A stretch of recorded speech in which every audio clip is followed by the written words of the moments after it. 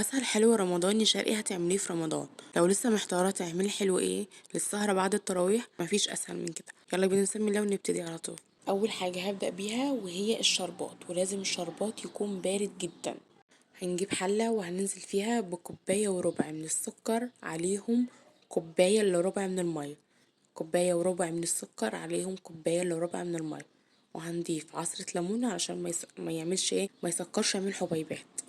نشيلهم بقى ونحطهم على نار متوسطة لحد السكر ما يدوب خالص، وبعدين هشيله من على النار وهزود عليه مكعب من الزبدة، وهنزود ربع معلقة من الفانيليا السايل، وهركنهم بقى على جنب. يستحسن ان انا بعد ما يهدى احطه في التلاجة نص ساعة. وبعدين هجهز السمنة، هحتاج كوباية من السمنة عليها مكعبين من الزبدة.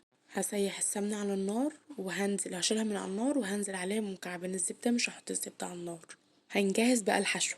اي مكسرات موجودة عندك، انا استخدمت نص كوباية من السوداني ونص كوباية من المكسرات المشكلة. هتطحنيهم في الكبة. وبعدين هنجيب بقى الجلاش، نحاول ان احنا نختار نوع جلاش يكون كويس. ثانيا الجلاش لازم يبقى طالع قبلها مثلا بساعتين 3 من الفريزر. نحاول بس نخليه مقاس الجلاش زي مقاس الصاج. هندهن بقى الصاج بكمية وفيرة من السمنة، ما تقلقوش اي سمنة زيادة هنقدر نعينها ونستخدمها بعد كده، بس الكلام ده بعد ما يستوي. هدهن طبقة سميكة من السمنة. لو الاطراف بتاعه الصاج بتاعتك عاليه ادهنيها برضه. بعدين هنفرد لفه الجلاش قدامي، بس لازم تبقى ايدي سريعه وانا بشتغل لان الجو ساقعه والجلاش ممكن ينشف معاكي. كل رول من الرولات دي كانوا عبارة عن طبقتين من الجلاش مدهونين دهنة بسيطة من السمنة. بعدين هحط بقى المكسرات. هنفرد المكسرات بالعرض كده زي ما انتم شايفين، وما اجيبهاش عند الاطراف عشان ما تطلعش من الصينية. هبدأ بقى ألف رول بالطريقة دي، وأحاول إن أنا برضو أتك برضو علشان الرول ما يدخلش الفرن يفك أو المكسرات تقع من الجناب.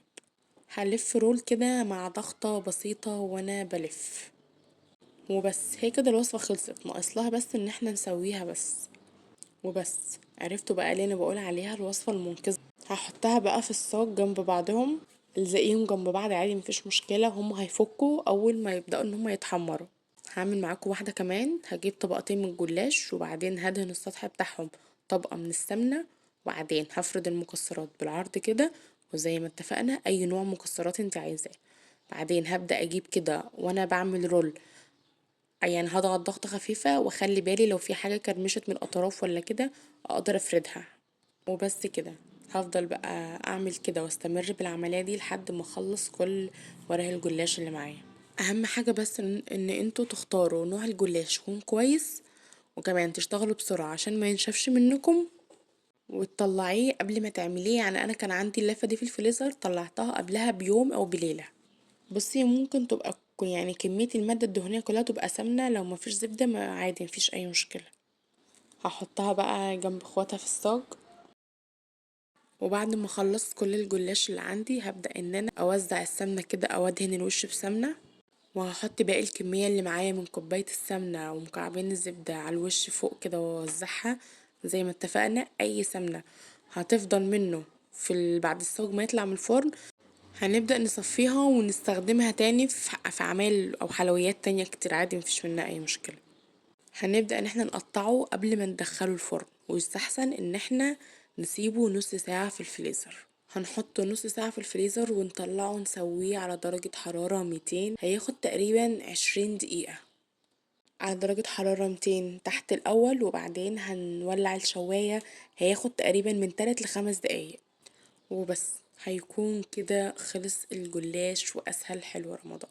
اول ما نطلعه من الفرن هيكون سخن والشربات بارد. زي ما اتفقنا في اول الفيديو لازم نحط الشربات على الاقل لو نص ساعة في التلاجة. وبس هتكون كده الوصفة خلصت. انت لو عملتيه قبل اذان المغرب هتاكليه بعد صلاة التراويح. يعني سيبيه في العسل ده مثلا كده قولي ساعة، ساعة ونص، ويكون جاهز معاكي اسهل واطعم طبق جلاش او طبق حلويات شرقي.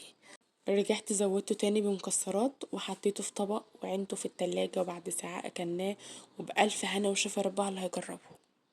تقريبا الوصفة سهلة ما فيهاش تعقيد، اتمنى تجربوها.